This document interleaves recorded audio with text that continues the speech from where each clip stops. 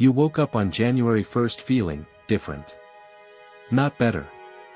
Not worse. Just different. Like someone quietly rearranged the furniture in your mind while you were sleeping. Everything is in the same place, but somehow it all feels new. You told yourself this year would be different. You believed it. And for a brief moment, maybe you were right. But here's the part no one tells you about that feeling. It wasn't real. And at the same time, it was one of the most real things you've ever felt. Because January doesn't care about your plans. It doesn't care about your resolutions or your promises to finally become the person you keep saying you'll be. January is a psychological reset button that activates whether you press it or not. A calendar-induced hallucination. A collective agreement we all participate in because the alternative, admitting that time is just one continuous, meaningless stream, is too destabilizing to face before coffee. You feel reset every January because your brain is designed to feel reset every January. Even when nothing actually changed. Especially when nothing actually changed. Let's rewind to December 31st. At 11:59 p.m., you were the same person you'd been for 364 days. Same anxieties. Same patterns. Same internal voice reminding you that you're behind, even though you can't clearly explain what you're behind in. Then midnight arrived. Nothing external changed. Your apartment looked the same. Your job was the same. Your body, your relationships, your bank account, unchanged. But internally, something loosened. A quiet permission slip appeared in your mind. The past suddenly felt containable. Like it had been compressed, archived, labeled last year. Not erased. Just lighter. This isn't motivation. This isn't positive thinking. This is your brain executing a psychological protocol that existed long before calendars ever did. Because humans don't experience life as a continuous stream. We experience it as chapters. And January 1st is the most universally agreed upon chapter break in human history. It's the only moment when billions of people silently agree, the story changes here. Your brain knows this. And it responds. There's a term for this in psychology, temporal landmarks. Certain dates create psychological distance between who you were and who you believe you can become. They allow you to treat your past behavior as if it belonged to another person. Not someone irresponsible. Just someone less informed. Temporal landmarks let you declare emotional bankruptcy on your old identity, without paperwork. And January 1st is the strongest temporal landmark that exists. Not because it's personal. But because it's collective. Everyone agrees it matters. And when enough people pretend something matters at the same time, something real happens. You feel it everywhere. In conversations. In the tone of media. In those emails titled, New Year, New You, that would feel manipulative in July but somehow feel appropriate now. Like the universe giving you permission to try again. But here's where it gets complicated. That reset feeling isn't a lie. It's just not what you think it is. In 2014, researchers studied what happens psychologically when people cross a temporal landmark.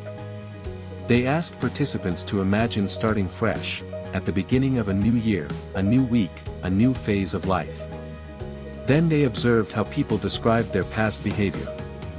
What they found was unsettling. When people imagined themselves at a major temporal landmark, they talked about their past choices as if they were made by someone else. Someone less capable. Less aware. They weren't denying responsibility. They were recontextualizing it. Putting the past into a box labeled, then, so they could operate from, now. That psychological distance created something rare. The perception of possibility. Not because reality changed. But because the past lost authority. But the study revealed something else. The reset feeling doesn't last. Not because people lack discipline. Not because they're weak. Because the mechanism itself is temporary. By mid-January, the new year stops feeling new. The calendar stops feeling symbolic. It starts feeling like Tuesday. And when that specialness fades, the distance collapses. The past creeps back in. Patterns reassert themselves. You're not failing. You're returning to equilibrium. Your brain was never meant to sustain that heightened state of possibility forever. It was meant to use it briefly, as a window for experimentation. But here's the problem. Your environment didn't change. Your job is the same. Your routines are the same. And environments shape behavior far more than intention ever will. So the reset evaporates.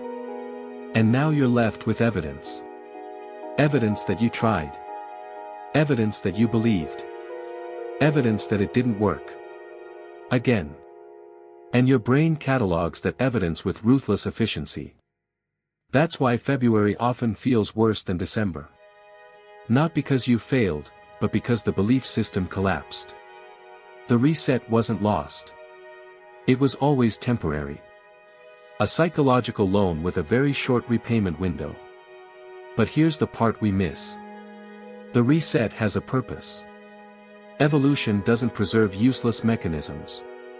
The reason your brain gives you this yearly illusion is simple. Humans need to believe change is possible. Not because it always is. But because belief creates experimentation. When you feel reset, you behave differently. Subtly.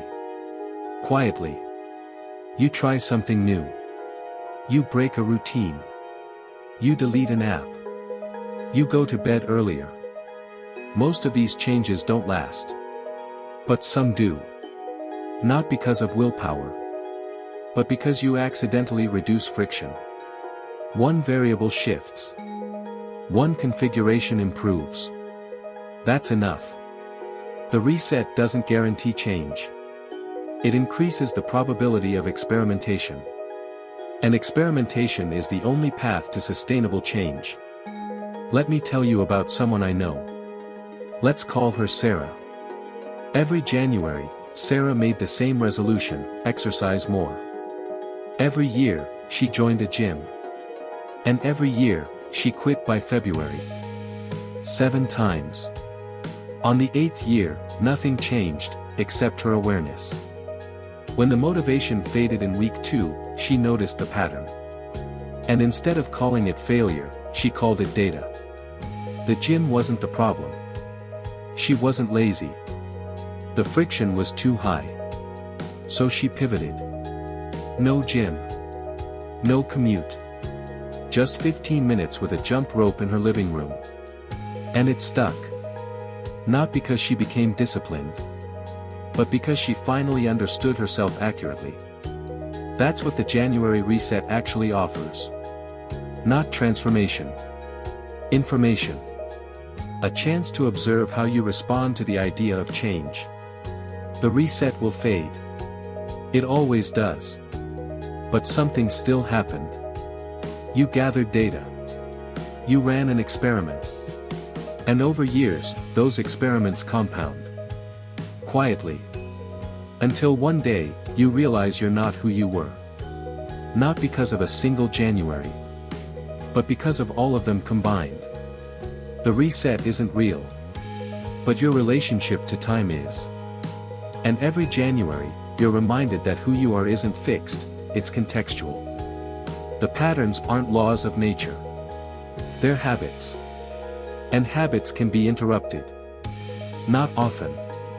Not easily. But occasionally. And January is one of those moments. Not because the calendar is magic. But because we all agreed to treat it like it is. And sometimes, that agreement is enough.